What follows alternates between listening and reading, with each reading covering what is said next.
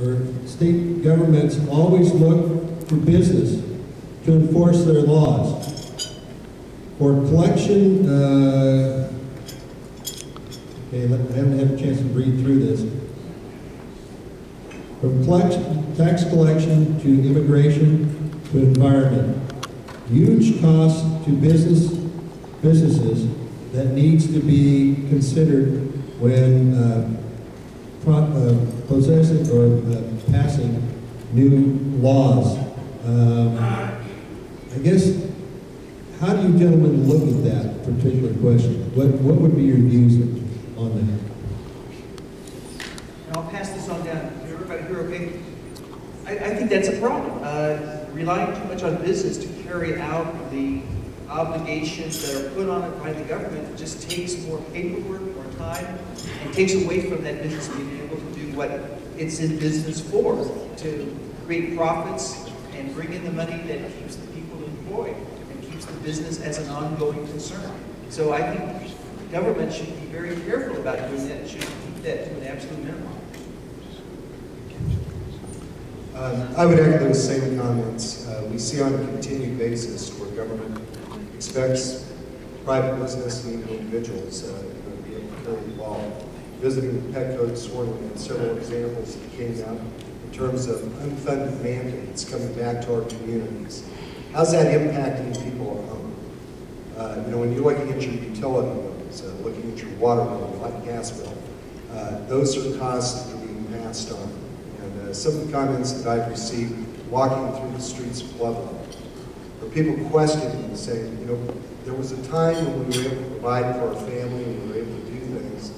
And even looking at our money, though we have increased expenditures on things we buy, it seems like there's less for us to be able to live on. Well, it's a lot of those unfunded federal and state mandates that come back down to the local level, back down to the business level, that are hurting hardworking Americans right now, their ability to be able to provide for their families. And this is something that we're trying to be very diligent on in regards to some of the oversight process that we have in Washington, and getting some of that accountability. I'll let Corey, he brought up different programs which we see going on in Washington, D.C. This is all part of the package where we've seen an overreach of government that's impacting real lives, real people, and our abilities to be able to provide for our families and build for our future. Well, I know there's a number of county commissioners in the room, and I was at a CCI convention a couple of years ago, and I think one of the speakers who was a county commissioner, I can't remember what county from, said, there's only one thing worse than an unfunded mandate. That's a funded mandate. I think that's what it is. I get the quote right. So, Commissioner, I don't know if that's still the truth today, but one of the things that we have to be very careful about at any level of government, whether it's the state, whether it's the Colorado General Assembly or the United States Congress, when they cut spending, but they don't cut the strings that are still attached, and they just expect that to be carried out by somebody else and paid for by somebody else. That's not really a cut in spending. That's just passing the buck on to somebody else. And so when it comes to the enforcement of our laws, when it comes to mandates, I think we as a legislature have to be very careful about making sure that it's not just addressing the issue of funds, but it's also addressing the issue of underlying mandates as well.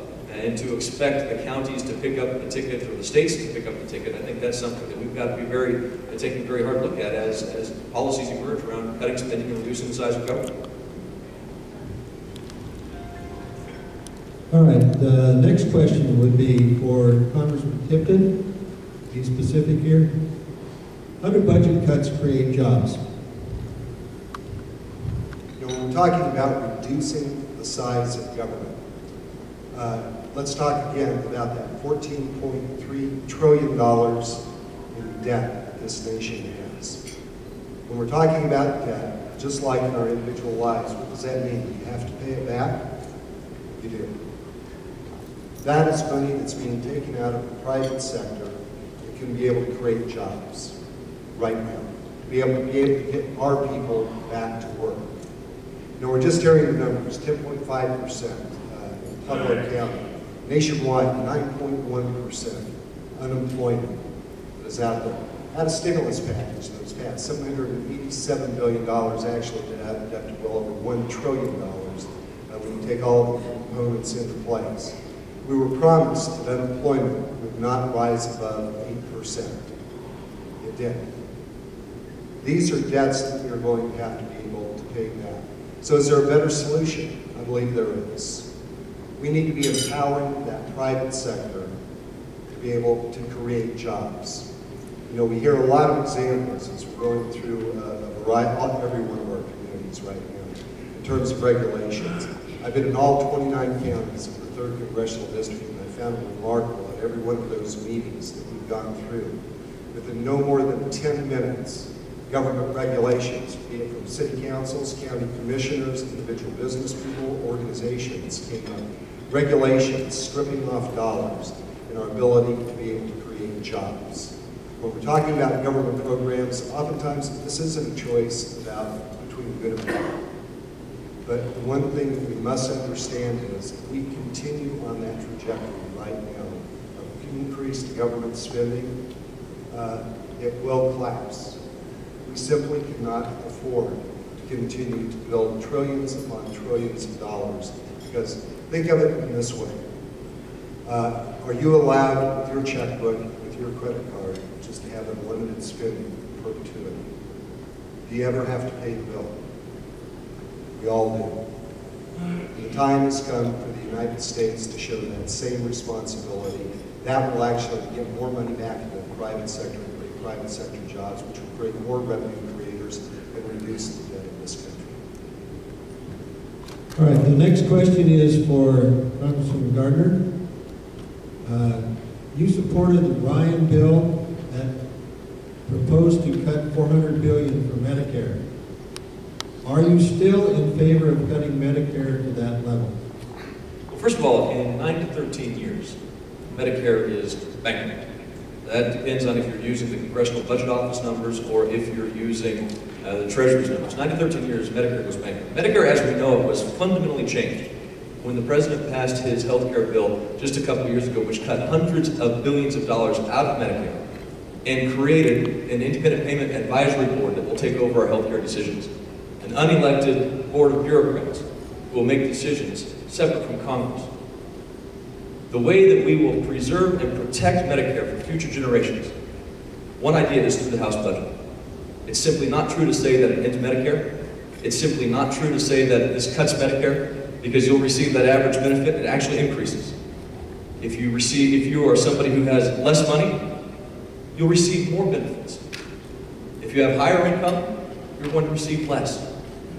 It's income adjusted. This is a system that will make sure that instead of going bankrupt, as it's slated to do on its current course, thanks to the fundamental change to Medicare just a couple of years ago by President Obama and the health care bill, this is the way to preserve it and protect it for future generations. If I could just add a little note to that. I really like your answer, Corey. What some people haven't acknowledged is that if you're 55 or older, this has no effect on you whatsoever. And if you're 54 and under, you'll have premium support, which basically what that means is you'll have the same health insurance plan that Congress would have. So it's a better plan all the way around. There's been a lot of demagoguery, unfortunately, for political reasons, and that's been unfortunate. Okay, next question. Congressman Lamborn, is there any chance to pass a balanced budget legislation or amendment? I think there's a great chance. Now there are some that are more aggressive, with more teeth in them than others. Maybe that doesn't have as much of a chance. For instance, I would like a supermajority in the future to be able to raise taxes in Congress, or to limit government spending to a certain percentage of gross domestic product, like 20%. That maybe is too aggressive, but a clean, balanced budget amendment, I think has a pretty good shot. I would support that. And I've talked to a number of Democrats, including our colleague Jared Polis from Boulder, who says that he would support that kind of balanced budget amendment also. So I think there is bipartisan support if you don't have a lot of other conditions on there. As much as I would love to see conditions for the future protection of our budget process, if we back off and only have a balanced budget by itself, that still has a fighting chance. And I think that that would be an improvement over what we have today by a long shot. Right, the next question is for Congressman Tipton. With the deficit and debt ceiling debate, Medicare has been at the top of the discussion. What cuts or changes do you see specifically for Medicare Part D, since it's been a successful program to date? The plan that we passed through the Republican budget, which unfortunately is now sitting in the Senate. One thing that's very important to note, there's been a lot of frustration, I think, particularly out on the House side. We passed the budget, and deals in part with Medicare Part D and the issues surrounding that. It still sits in the Senate. They have derailed the legislative process. I don't think that there's one member of the House of Representatives that believe that was finished product, the way the legislative process works, and we have some former legislators that are in it. Once legislation goes through, it goes to the other House, amendments are made, passed out of that House, it goes to Congress, you work out some of the details, and you move the ball forward. The stumbling block for us right now is truly over in the Senate. The bill that we put forward when it comes to Medicare is going to make sure that if you are a senior citizen, nothing changes. If you're a generation, if you're a decade away from retiring, nothing will change for you. But we're providing those opportunities as well to make sure that future generations, as Corey was going through on a point-by-point basis, are going to be able to have that same promise of opportunity. Taking into account that the CBO, which is recognized by the President, which is recognized by the Senate, recognized by the House, as an independent organization of assessment of where we are at financially in this country, has noted that Medicare is going to go broke in 10 years. We better fix it. We better be fixing it for future generations. This is our opportunity. To borrow a phrase from the President, we can't afford to kick the can down the road anymore. These are opportunities for us to be able to fix it. The plan we put in preserves it for the present, preserves it for senior citizens. That's a pledge I think we all need. For senior citizens, we need to fulfill that obligation. My votes have reflected exactly that. We will stand behind that obligation for our senior citizens, for people a decade away from retirement. But we also need to fulfill that promise for our children, for our grandchildren as well. All right, the next question will direct it to all three of you. Colorado has adequate reserves of clean burning natural gas. What can Washington do to help promote the use of natural gas for transportation? You know, I think we've got a great natural resource. If we look at what's happening right now in the Middle East, I think it speaks loudly to all of us, particularly those of us that were around in the 70s and saw the gas lines that were in place.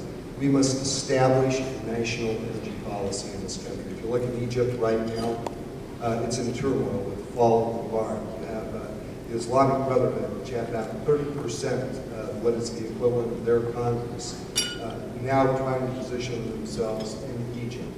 We have Gaddafi, who's obviously now fallen in the state of Libya. We have problems that are going on in Syria, potential problems developing in Jordan, even in Saudi Arabia as well. The one isolated area of stability happens to be the state of Israel. But there's the Suez Canal that runs through there. America and a lot of the world relies on the energy coming through that area. We need to be developing a sensible American policy for a sensible path for America to secure an energy future. I happen to think natural gas is going to be a big part of the solution. I'm encouraged about it simply from the standpoint of the state of Colorado, because when we're looking at unemployment, this is a great opportunity for us to be able to get Coloradoans back to work. Great paying jobs. Do we want to do it responsibly? We do, and we must. I grew up having a deep, abiding love for our public lands. We want to make sure that our water, our air remains clean. We have an industry, it's my sense, that is committed to be able to achieve that goal, be able to help us push to an energy future. And I think specifically to that point, we have to make sure that we are encouraging the development of that resource, and the market forces will help deliver that as part of the American solution. Can everybody hear that music that's playing? I will have you know that the choir didn't start until Scott Tippett said that. So, but you know, I serve on the Energy and Commerce Committee. I serve on the Energy and Power Subcommittee as well as the Economy and Environment Subcommittee.